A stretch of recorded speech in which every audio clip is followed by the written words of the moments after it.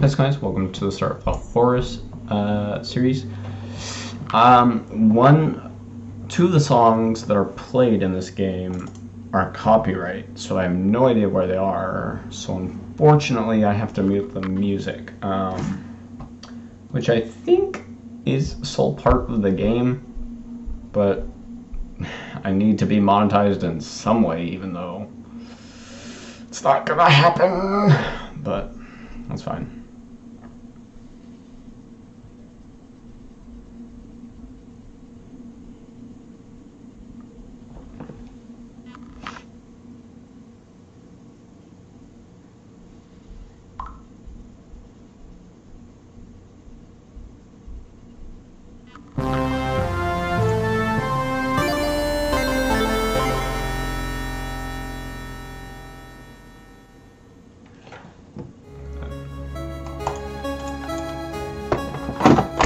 Obviously, only a controller game.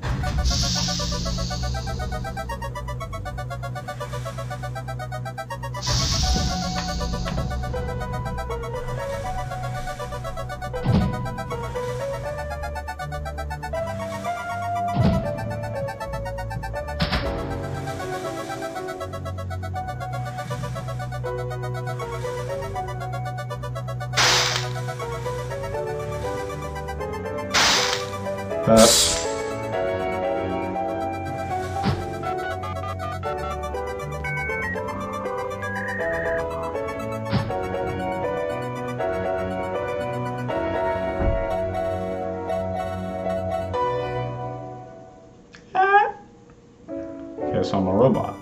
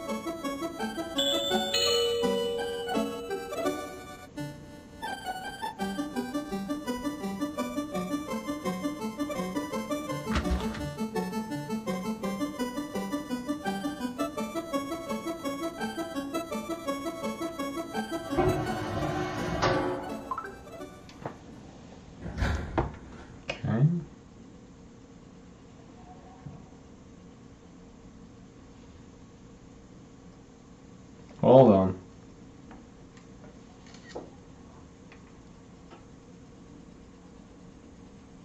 Damn that face though. What? Why are you crouching? Stop what?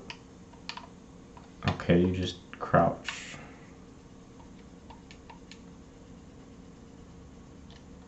And so, I was born. The first people I remember seeing were the old man, the old lady, and their daughter, Heather. After they'd said hello, the old man powered me down so he could install some software.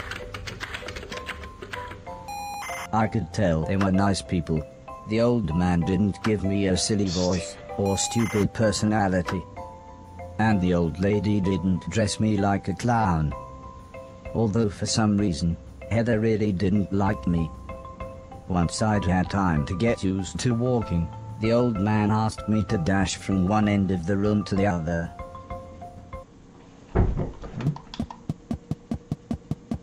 And I'm Naruto running. Alright. Well, this is a meme and a half. The old man spent a couple of hours building some wooden platforms. He said he wanted me to jump up them, but I must admit, I was scared.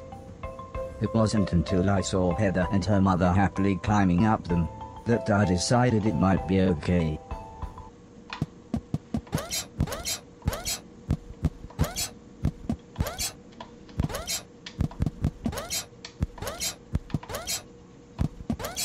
It's literally a mansion of basketball court here. The old man then rearranged the platforms. He told me to try to reach the other end of the room without touching the floor. Heather said the floor's made of lava, but when I smiled at her, she just frowned and looked away. The old lady arranged some pillows and blankets. She said it was in case I fell, but I think she just wanted it to look more like lava.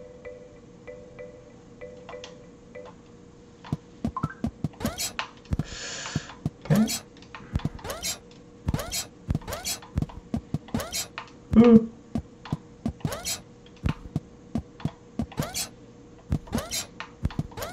I can jump pretty damn far, actually. When I reached the other side, the old man just smiled and said, "That'll do, for now."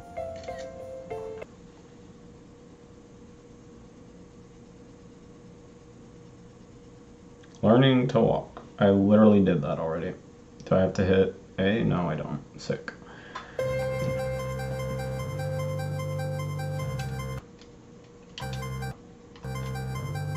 Come on.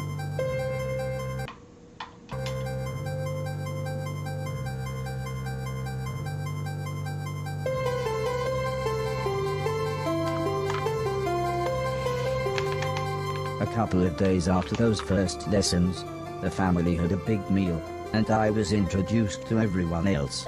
The professor was the old man's brother. He was very quiet, and always seemed to just kind of stare at me. He had lived with the old man for 5 years. The house was so huge they barely saw each other.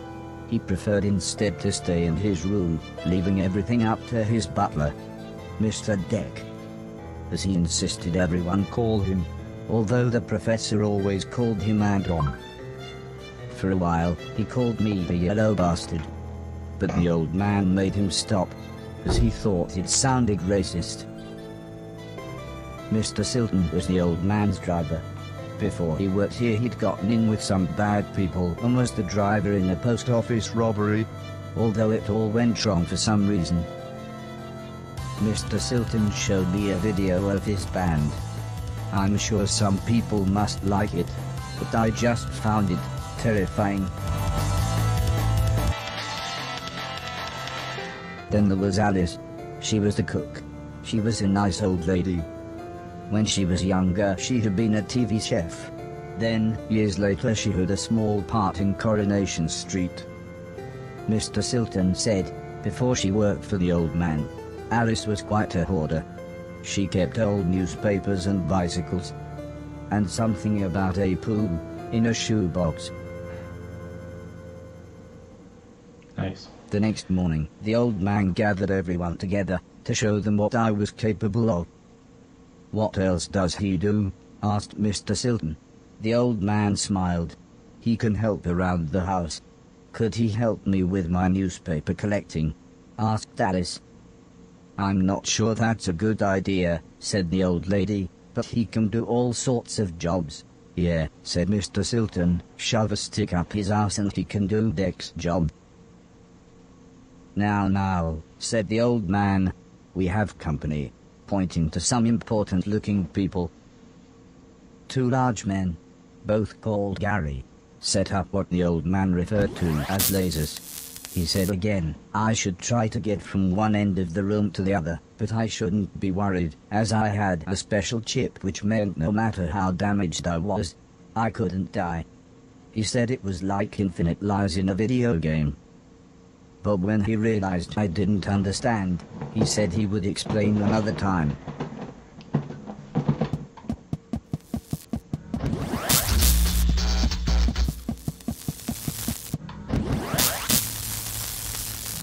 So I get revived, I don't have infinite lives. There is a difference. Everybody clapped, except the important-looking men.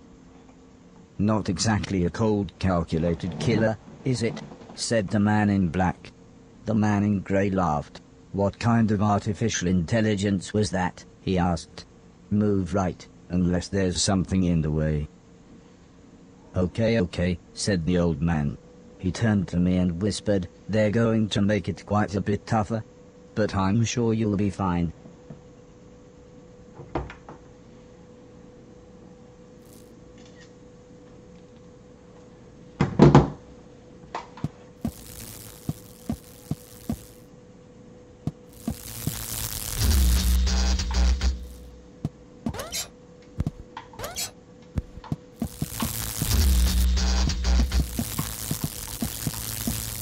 Oh, I see.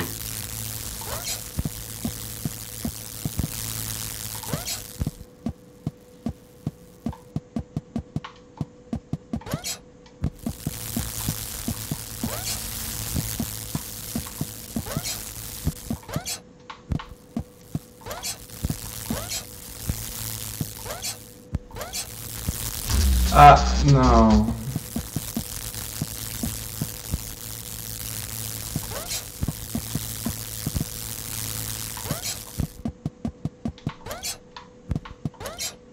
Those lasers are gonna get annoying, aren't they?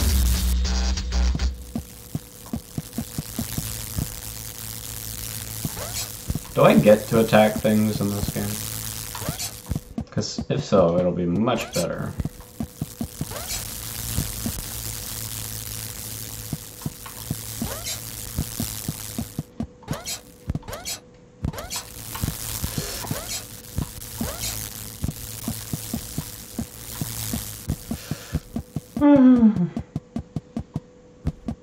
The Garys then rearranged the room one last time. The old man smiled. Now, there's no need to look so glum," he said. "I'm still happy with everything you've done today." So this time, I was determined to do him proud.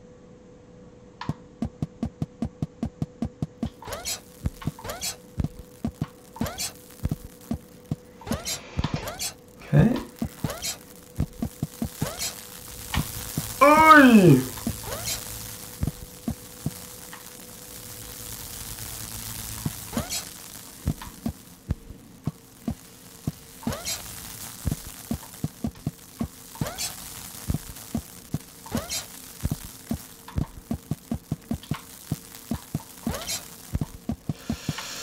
Oh my god. Oh, it's stressful. Okay. The old man's friends actually seemed quite happy when I made it through. "We might have a winner after all," said the man in black. "It's no Killbot 3000, but you can almost see the fire in its eyes." A couple of days later, the old lady said she had a surprise for me. My own room. She also wanted to play me some music. I wasn't sure after what Mr. Silton had shown me.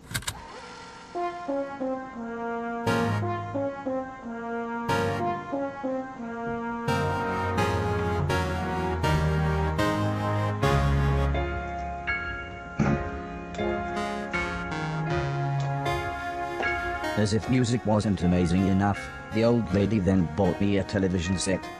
I couldn't believe what I saw. I watched everything I could. Comedy, drama, horror, sci-fi. Anything anyone wanted to watch, I would happily watch with them. Then one day, the old man set up a small box. He plugged some cables into the television and said, "This is what I meant when I said video games." I played games at every chance I could. I took on everyone. I was unstoppable. I had enjoyed music, film, and television. But to me, video games really were the highest art form.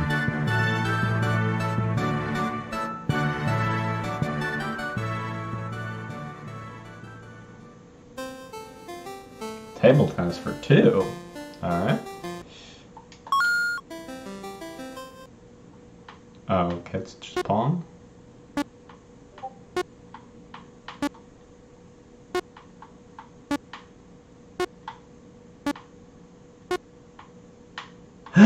No! Oh, come on. Fuck.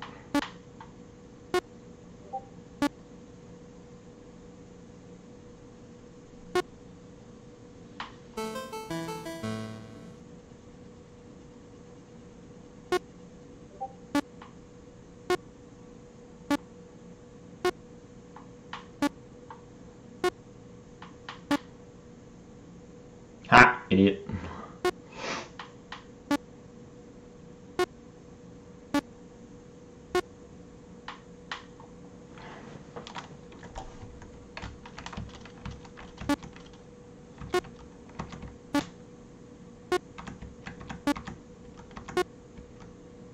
No, God, yeah. I keep losing!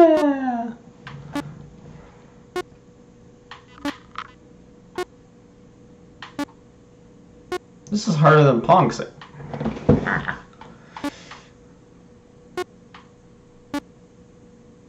There's gotta be a way to skip this. Oh, I'm an idiot.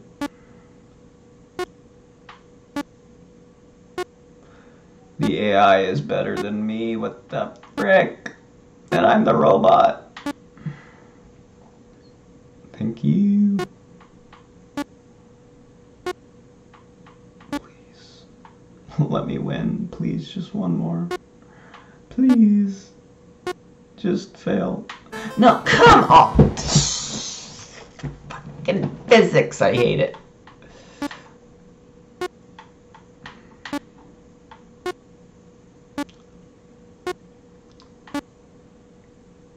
Can't get destroyed.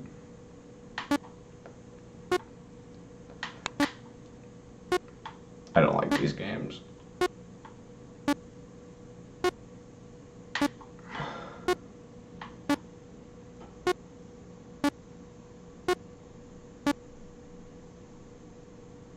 Okay, we're doing good, we're doing good.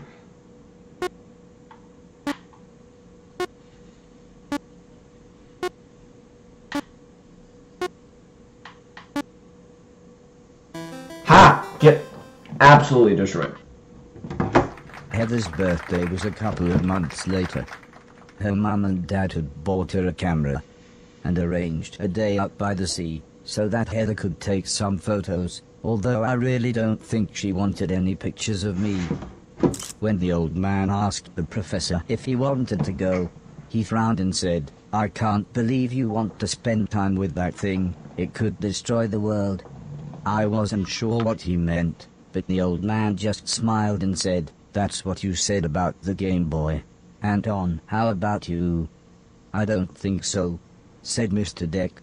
"The last time I got in that car, Barry crashed us into a branch of Woolworths. I never would have gone into Woolworths of my own accord." The old man explained that the car was old and the brakes had failed, but Mr. Deck was having none of it. So Mr. Silton drove, and Alice came along for the fresh air. Oh god, do I have to drive them? I enjoyed being outside. Although, the old lady kept telling me to be careful of the rickety old walkways.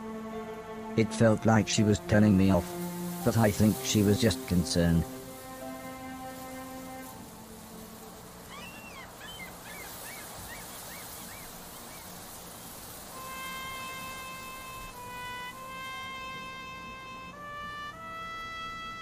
As the old man and I stood on the cliff tops, I could see something in the distance.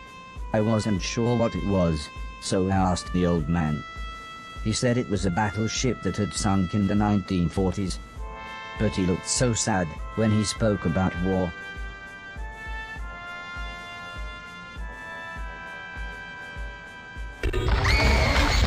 I didn't see what happened, but the metal platform Heather was climbing on had collapsed.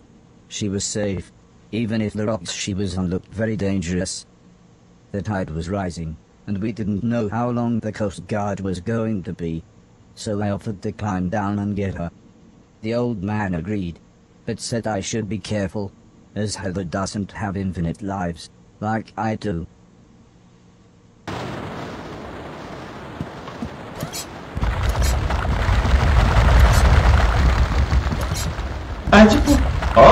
I can do that in midair.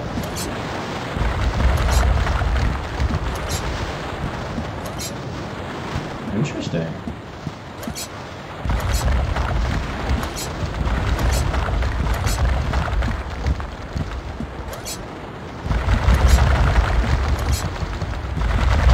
I didn't jump.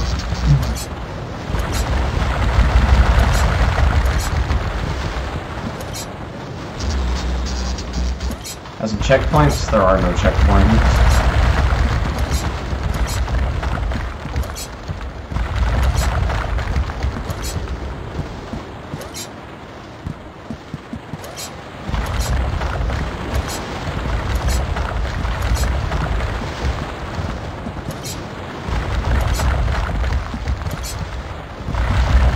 God, same place.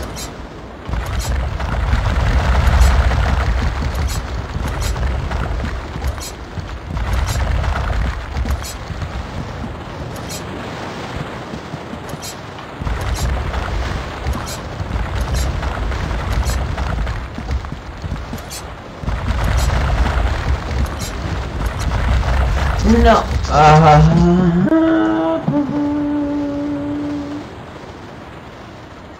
That's so stupid. So stupid.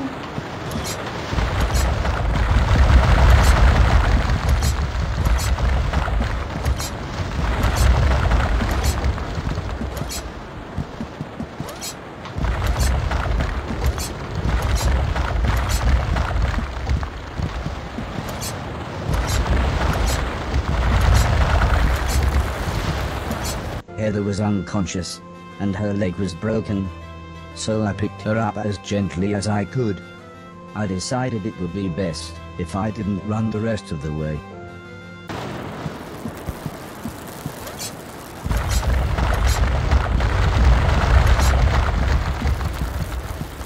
Yes, there's just random electrical wires.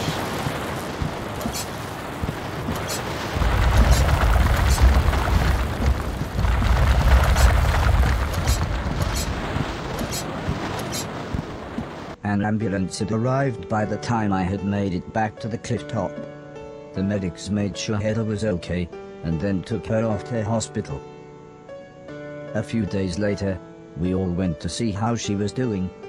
She was fine, but would have to wear the cast for a couple of months.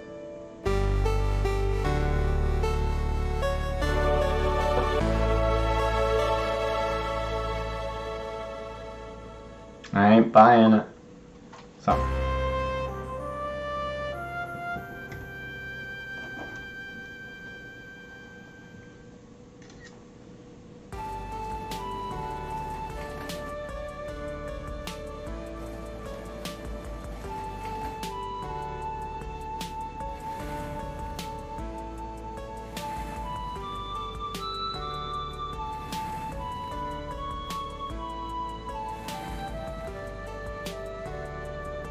Oh.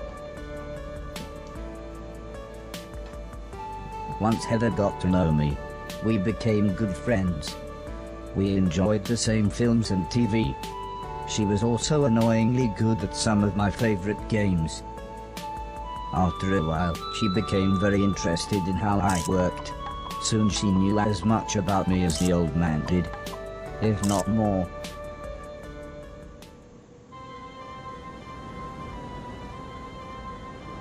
We spent the next couple of months visiting other countries, as when it came to teaching me things, the old man always liked to pick interesting locations. He had explained the basics of mathematics to me at the Great Pyramid of Egypt. Taught me history in the dead of night, surrounded by mysterious giant stones. And even showed me science in action high up in a hot air balloon. This is why I was surprised when the old man took me to a restaurant. It was nice, but it seemed very somber compared to the previous grand locations. He said he just wanted to chat, and this was nice and quiet. Plus it was his favorite place to eat. We talked about life, the universe, Douglas Adams, everything really. When I asked him why were we here, why did we exist, he just smiled and said, "Life is like a game, just don't expect to be finished anytime soon." When I looked puzzled, he said, "Well, everyone should have a purpose." So I asked him, "What's my purpose?" He thought for a bit, then said, "So you want to be a real boy?" Which just confused me even more. Eventually the old man said, "For now, I want you to help clean things around the house." I must have looked unimpressed, as he then said, "Okay, I want you to clean 1,000,000 things." It didn't sound like the meaning of life, but I suppose you've got to start somewhere.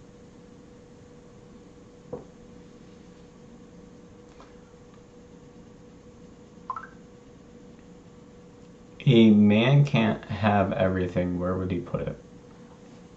The next day, the old man said he wanted to install some more software, so he powered me down.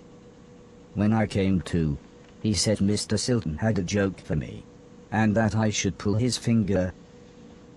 I don't think I got the joke, so the old man powered me down again.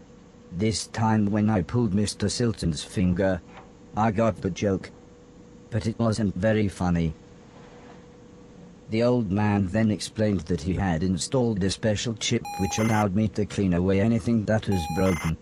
He said it also tells me how many things are nearby, and how many smaller things are in a bigger thing. It all sounded very complicated, but he said all I really had to do was pause, and it would bring up all the information I needed. He then said he wanted me to find and clean all of the items in the room. He told me there would be some chains to climb, but that would be nice and easy, as I just had to press up. He then finished by saying, when I had collected all the items, I should come back here.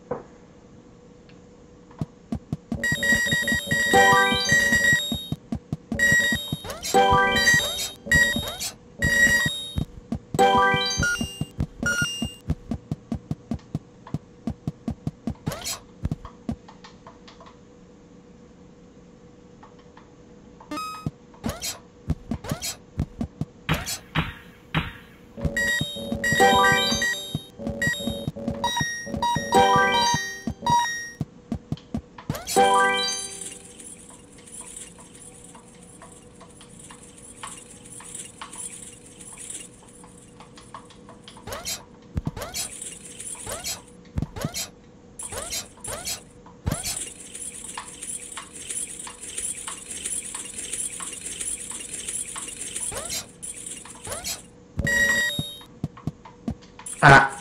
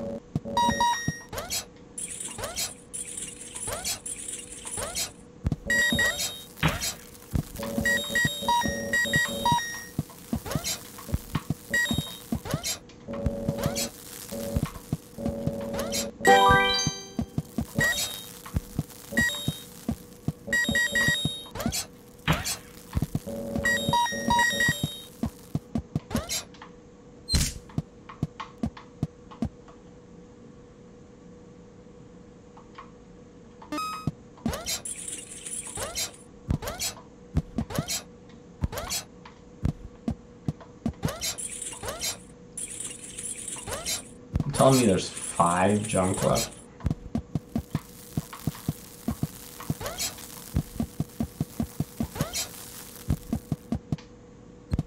Where?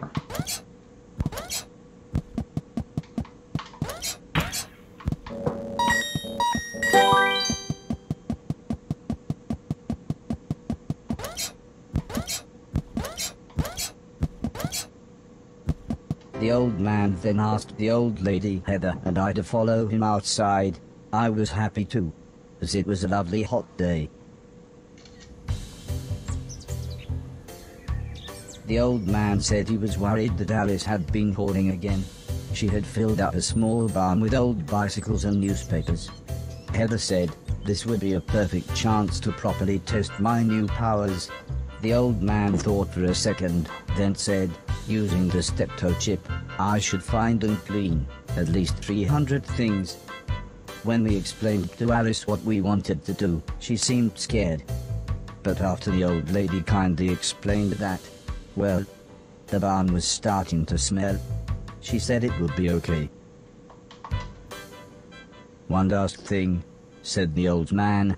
"If you want to use a door, just push up."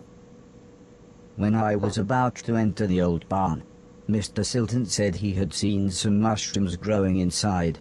He asked me to give him any that I found. He then winked, but I wasn't sure why. That's disgusting.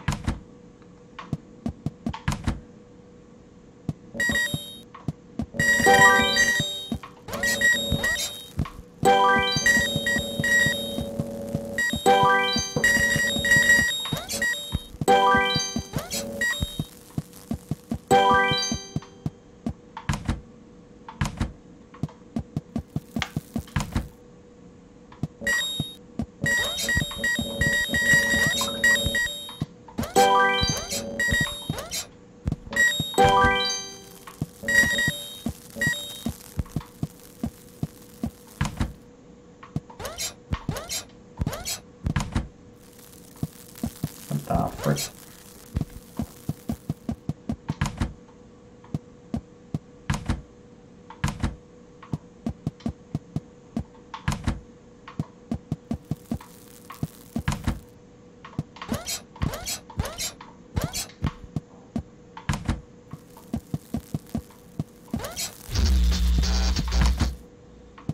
Oh, wait, maybe I can jump through them.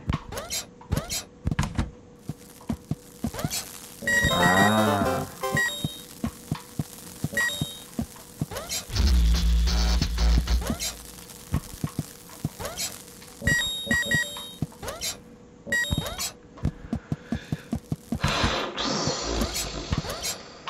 After this, I'll be done. If I can make it, that is.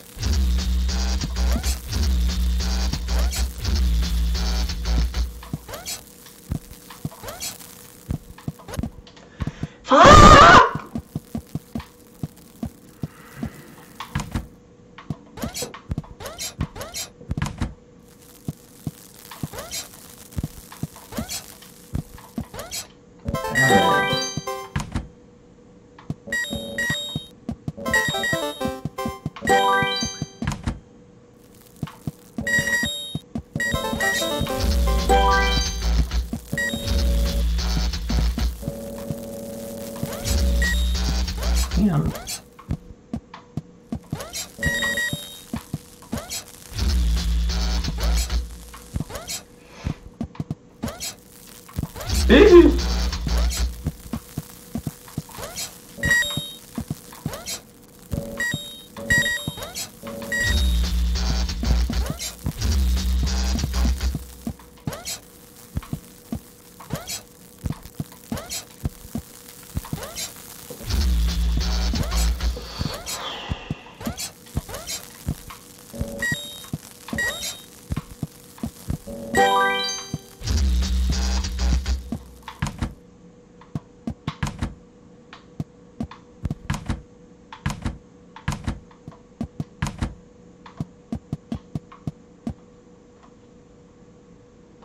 What?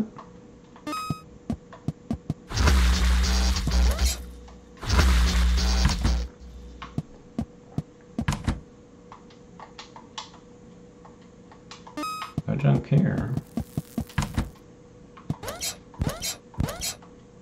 No junk here.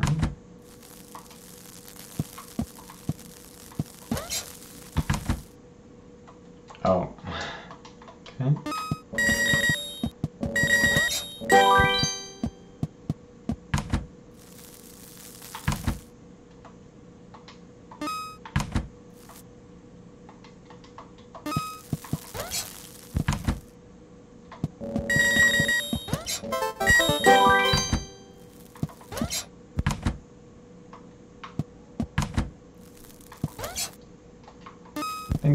everything.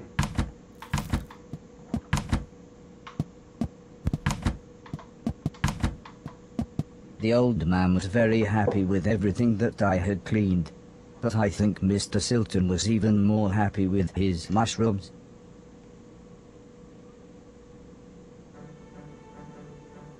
That's disgusting. Okay. What now? That's the little cinematic here.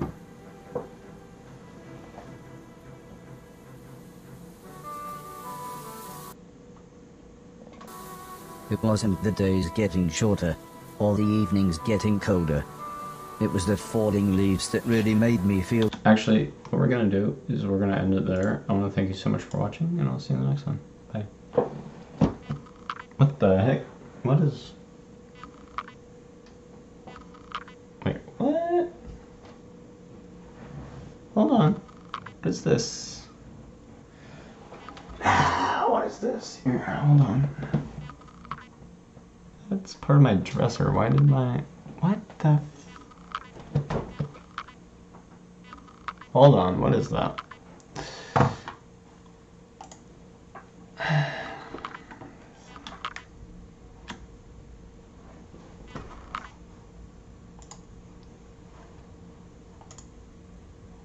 That's just a...